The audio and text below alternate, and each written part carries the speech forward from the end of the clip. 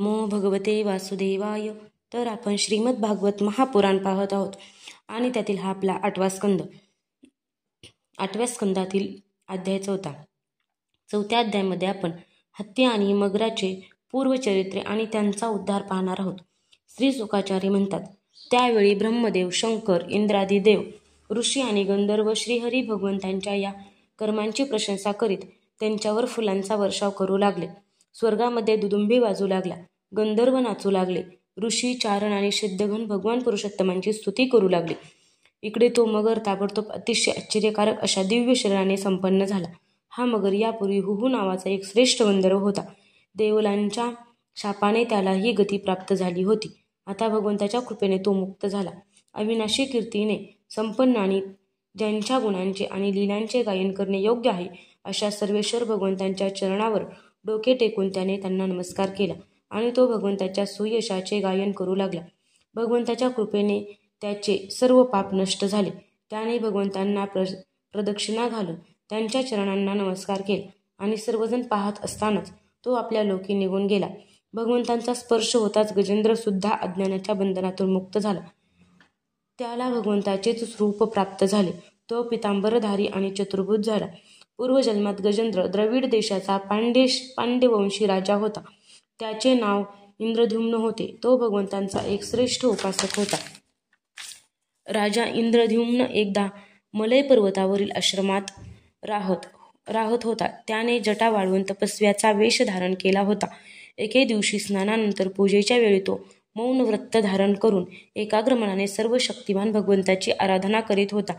दैवयोगाने त्याच वेळी कीर्तिमान अगस्त्य मुनी आपल्या शिष्यमंडळीसह तेथे येऊन पोहोचले आणि आदरातिथ्य न करता एकांतात गप्प बसून राहिलेल्या त्याला पाहून ऋषी संतापले.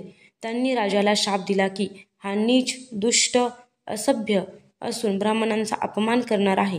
हा हत्तीप्रमाणे जड बुद्धी आहे, म्हणून याला तीच अज्ञानी हत्तीची योनी प्राप्त हो. श्री शुकाचार्य म्हणतात, परीक्षिता, भगवान अगस्त्य ऋषी याप्रमाणे शाप देऊन आपल्या शिष्यांसह तेथून निघून गेले. हे आपले प्रारब्धच होते असे इंद्रद्युम्नाने मानले. यानंतर स्वतःचे विस्मरण घडविणारी हत्तीची योनी त्याला प्राप्त झाली. परंतु भगवंताच्या आराधनेच्या प्रभावाने हत्ती होऊनही त्याला भगवंताची स्मृती कायम राहिली. अशा रीतीने भगवान श्रीहरींनी गजेंद्राचा उद्धार करून त्याला आपला पार्षद बनविले. गंधर्व, सिद्ध, देवता त्यांच्या या लीलेचे गायन करू लागले. नंतर पार्षदरूप गजेंद्राला बरोबर घेऊन भगवंत आपल्या अलौकिक वैकुंठ धामाकडे गेले. हे कुरुश्रेष्ठ परीक्षिता, भगवान श्रीकृष्णांचा महिमा तसेच गजेंद्राच्या उद्धाराची कथा मी तुला ऐकविली. ही कथा ऐकणाऱ्यांचे कलिदोष आणि दुःस्वप्न नाहीसे करील आणि त्यांना यश आणि स्वर्ग मिळवून देईल. म्हणूनच आपले कल्याण इच्छिणारे द्विजगण दुःस्वप्न इत्यादींच्या शांतीसाठी सकाळी उठल्यानंतर शुचिर्भूत होऊन याचा पाठ करतात. हे कुरुश्रेष्ठा, गजेंद्राने केलेल्या स्तुतीने प्रसन्न होऊन सर्व व्यापक तसेच सर्वभूत स्वरूप श्रीहरींनी सर्वांच्या समक्ष त्यांना सांगितले.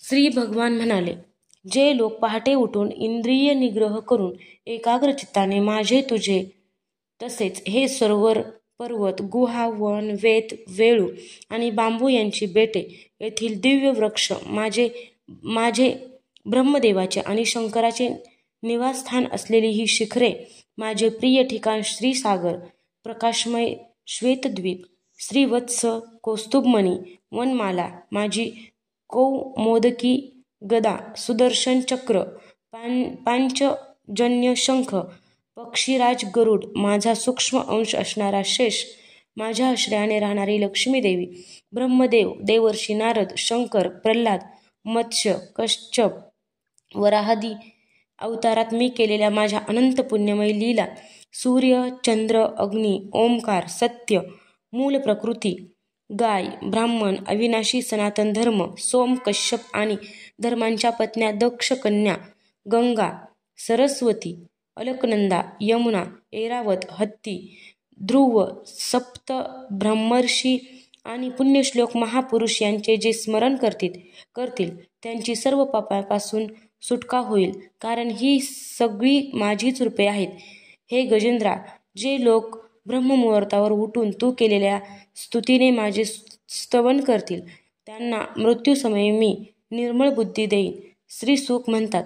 भगवान श्रीकृष्ण असे म्हणून आपला श्रेष्ठ शंख वाजून देवतांना आनंदित करीत गरुडावर स्वार झाले. अध्याय 4 समाप्त.